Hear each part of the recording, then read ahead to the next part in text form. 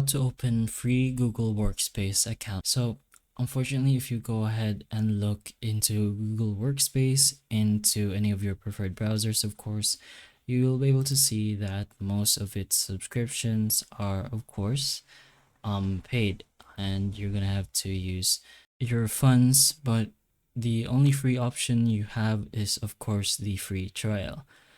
And since we don't condone using other sources of getting your accounts for free, since that's pretty much most likely illegal and you shouldn't do that at all, and you'll most likely only get trouble by doing so.